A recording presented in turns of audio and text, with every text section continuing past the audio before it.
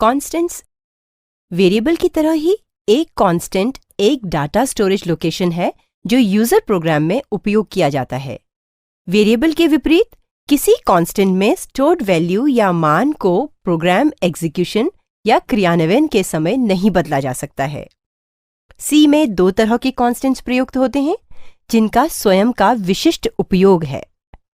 Literal constants. Literal constant के दो उदाहरण यहां दिए गए हैं। Symbolic constants.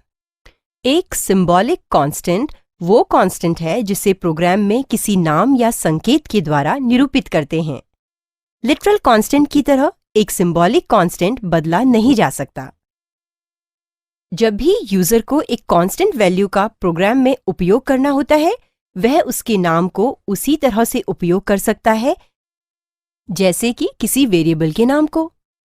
सिंबॉलिक कांस्टेंट के वास्तविक वैल्यू या मान को एक ही बार एंटर करने की जरूरत होती है जब इसे पहली बार परिभाषित कर रहे होते हैं।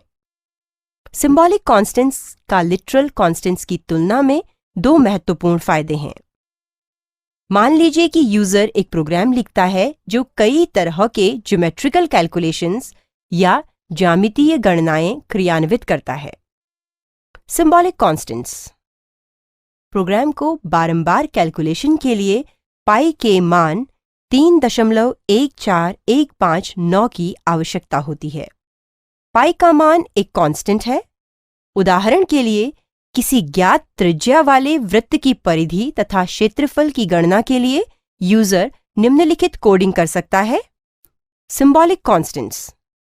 एस्टेरिस्क चिन्ह सी में एक मल्टीप्लिकेशन ऑपरेटर है।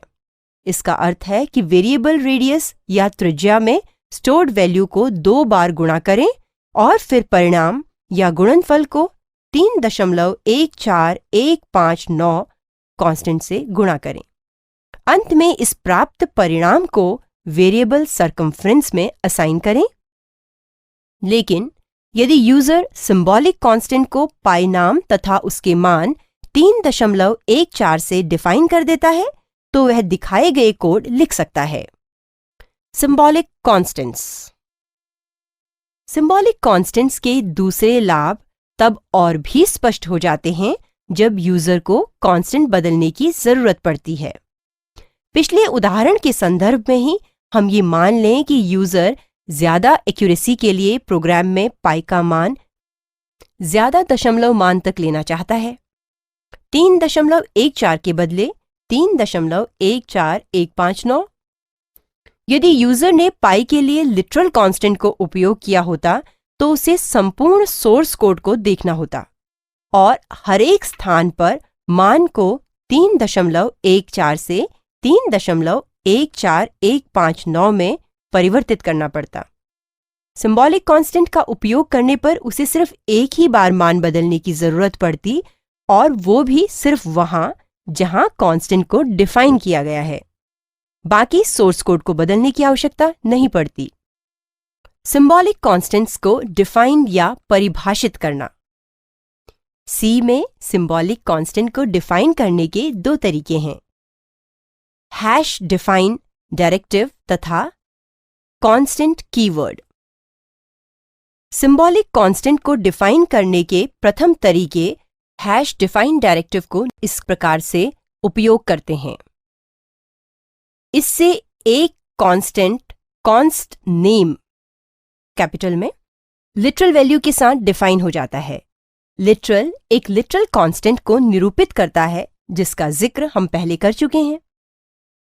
कॉन्स्ट नेम डिफाइन करने के लिए उन्हीं नियमों को लागू किया जाता है जो वेरिएबल नामों के लिए पहले ही बताए जा चुके हैं। प्रचलन के अनुसार सिंबॉलिक कांस्टेंट्स को अपर केस में लिखा जाता है। इससे उन्हें वेरिएबल नेम्स या नामों से अलग पहचानने में आसानी हो जाती है क्योंकि प्रचलन के अनुसार वेरिएबल नेम्स को लोअर केस में लिखा जाता है। पिछले उदाहरण के संदर्भ में ही एक कांस्टेंट पाई के लिए आवश्यक हैश डिफाइन डायरेक्टिव निम्नलिखित होगा। हैश डिफाइन पाई 3.14159। नोट करें कि हैश डिफाइन पंक्ति का अंत सेमीकोलन से नहीं होता है। हैश डिफाइंड स्टेटमेंट्स को आपके सोर्स कोड में कहीं भी रखा जा सकता है, परंतु डिफाइंड कांस्टेंट सोर्स कोड के उसी भाग के लिए होगा जो हैश डिफाइंड डायरेक्टिव को फॉलो करेगा, अर्थात हैश डिफाइंड डायरेक्टिव के पश्चात आएगा। प्रायः प्रोग्रामर्स फाइल के शुरुआत में ही तथा मेन फंक्शन के पहले सभी हैश डिफाइंड स्टेटमेंट्स को एक साथ ग्रुप में कर देते हैं। कॉन्स्टेंट्स को कॉन्स्ट कीवर्ड से डिफाइन करना। एक सिंबॉलिक कांस्टेंट को डिफाइन करने का दूसरा तरीका है कॉन्स्ट कीवर्ड का प्रयोग। कॉन्स्ट एक मॉडिफायर है जो किसी भी वेरिएबल डिक्लेरेशन पर लागू हो सकता है। एक वेरिएबल जिसे कॉन्स्ट डिक्लेयर किया जाता है को प्रोग्राम एग्जीक्यूशन के दौरान मॉडिफाई नहीं कर सकते। इसे केवल डिक्लेरेशन के समय ही इनिशियलाइज किया जा सकता है। हैश डिफाइन कैसे कार्य करता है? हैश डिफाइन डायरेक्टिव का वस्तुतः कार्य है कंपाइलर को इंस्ट्रक्शन देना, जो इस प्रकार से है। सोर्स कोड में कॉन्स्ट नेम को लिटरल से रिप्लेस करना। यह ठीक उसी प्रकार का कार्य है जैसे यूजर एडिटर के द्वारा सोर्स कोड को देखते हुए मैनुअल बदलाव करे। उदाहरणतः निम्नलिखित कोड के दूसरे तथा तीसरे लाइन में लिखे पाई का मान परिवर्तित नहीं होगा। नोट करें कि हैश डिफाइन लाइन का अंत सेमीकोलन से नहीं होता है। हैश डिफाइन को सोर्स कोड में कहीं भी रख सकते हैं, परंतु वह सोर्स कोड के सिर्फ उस भाग के लिए होगा जो हैश डिफाइन डायरेक्टिव को फॉलो करता है, अर्थात हैश डिफाइन डायरेक्टिव के पश्चात आता है। लिटरल्स कांस्टेंट एक निश्चित या स्थिर मान को निर्दिष्ट करते हैं जिसको प्रोग्राम में इसके एग्जीक्यूशन के दौरान बदला नहीं जा सकता। इन निश्चित या स्थिर मानों को लिटरल्स भी कहते हैं।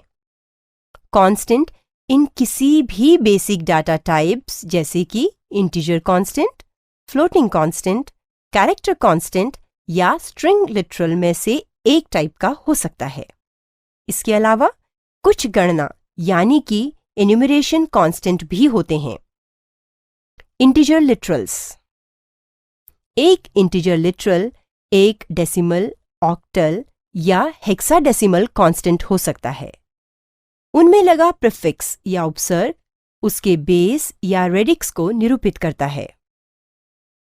उदाहरण के लिए हेक्साडेसिमल के लिए 0x या 0x कैपिटल में, ऑक्टल के लिए 0 तथा डेसिमल के लिए कुछ भी प्रीफिक्स नहीं लगाते।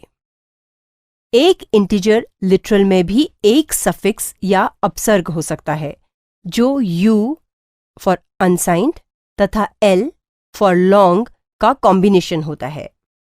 सफिक्स अपर केस या लोअर केस में तथा किसी भी क्रम में हो सकते हैं। Floating point literals. Floating point literals में एक इंटीजर पार्ट, एक डेसिमल पॉइंट, एक फ्रैक्शनल पार्ट और या एक एक्सपोनेंट पार्ट होता है।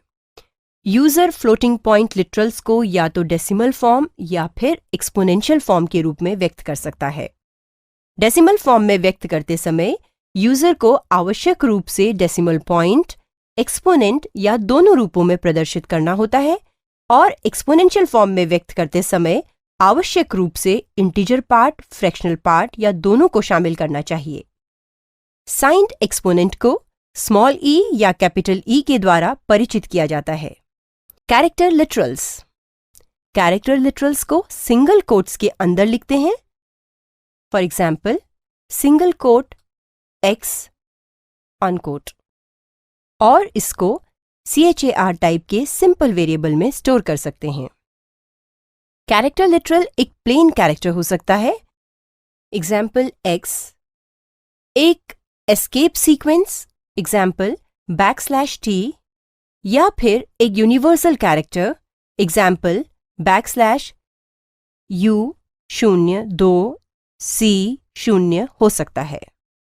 C में कुछ कैरेक्टर्स ऐसे भी हैं जिनके पहले यदि बैकस्लैश लगा हो तो उनका एक खास अर्थ होता है और उनका उपयोग एक नई लाइन \n या टैब \t के रूप में किया जाता है। कुछ एस्केप सीक्वेंस कोड्स की सूची यहाँ यूजर के लिए दी गई है। String literals. स्ट्रिंग लिटरल्स या कॉन्स्टेंट्स को डबल कोट्स में रखा जाता है। एक स्ट्रिंग में कैरेक्टर लिटरल्स के ही समान कैरेक्टर्स होते हैं, जैसे कि प्लेन कैरेक्टर्स, एस्केप सीक्वेंसेस तथा यूनिवर्सल कैरेक्टर्स।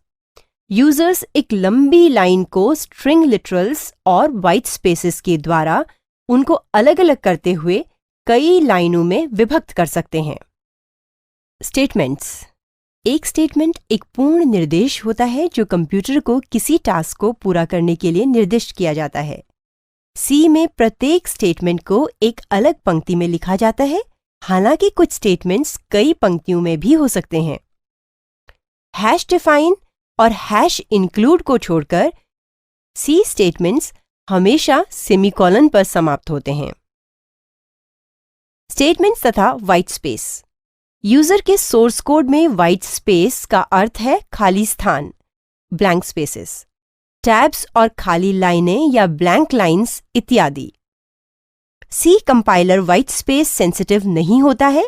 जब कोई कंपाइलर यूजर के सोर्स कोड में एक स्टेटमेंट को पढ़ता है तो वह उसमें सिर्फ स्टेटमेंट के कैरेक्टर्स और टर्मिनेटिंग सेमीकोलन को ढूंढता है, लेकिन वह वाइट स्पेस को नकार देता है।